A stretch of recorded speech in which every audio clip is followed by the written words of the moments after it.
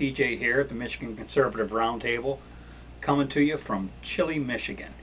As we approach mid-May, last few days, we've had our fair share of snow flurries, which basically sucks for this time of the year. Just a quick update on the state of affairs here in Michigan during this time of COVID-19. Regarding the governor's executive stay-at-home order, you'd never know it was in effect given the growing traffic out on the streets. Streets seem to be getting busier and busier with each passing day. The stores that are allowed to open, virtually every one of them, have given into the strong arm of the tyrannical state. They've begun posting signs at all their entrances asking patrons not to enter without a mask, without a face mask, which, by the way, the face mask does not have to be of surgical grade. I've said that a gazillion times and I'm not going to stop saying it. Our original executive order, stay-at-home order, issued by Governor Whitmer on March 23rd, was set to expire this week, May 15th.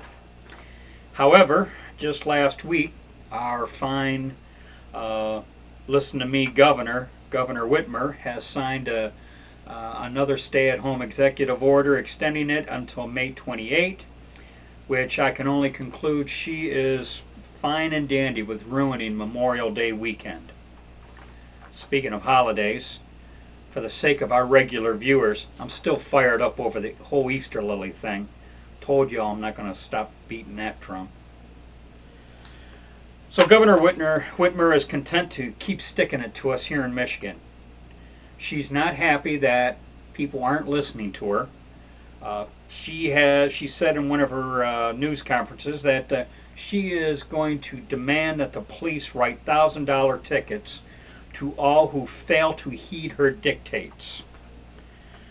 So we're in a situation which brings out the ugly libertarian in me. I've always said I was a Republican with a really mean libertarian streak in me.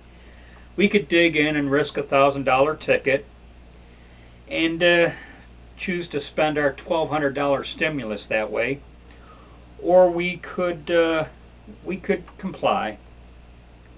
I would encourage everyone to comply with the dictates of the Governor Whitmer, and here's just a couple suggestions on how to do so. Multiple lawsuits have been brought against the Governor Whitmer, GOP state legislature. Businesses have come together. A group has brought a lawsuit against her, and now the religious organizations, they're not happy about not being able to hold Sunday services. So there's a rumor of them possibly bringing a lawsuit against her also. A few weeks back, there was a second Operation Gridlock in Lansing, Michigan, where some of the protesters with firearms entered into the state capitol building. Now the lawmakers want to make it illegal for firearms to enter into the capitol building. I will confess that when I first heard about it, my gut response was, uh-oh, and oh boy. And, you have to conclude, well, I guess the protesters put a little fear into the lawmakers there. And besides, lawmakers just don't like being protested against. I also suspect this played a part in Governor Whitmer issuing her second executive stay-at-home order. In Michigan, we have a situation developing. We have our own version of Shelley Luther playing out. If you recall Shelley Luther, she was the woman who went to jail for failing to bow down to a judge down there in Texas. Detroit News just recently reported that a Carl Manke, M-A-N-K-E, he has refused to obey an order to close his barbershop. He is wearing a surgical mask, and he's using an ultraviolet machine to sterilize his haircutting tools, which, by the way, I've seen barbers using that piece of machinery for years.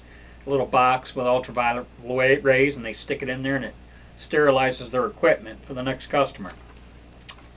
There are reports of long lines waiting on his service, giving them the opportunity to show their support and even protest the stay-at-home order of Governor Whitmer's. Here's a shocker. Michigan Chamber of Commerce reports that many businesses, if they don't open soon, will be out of business permanently. Yeah, you think?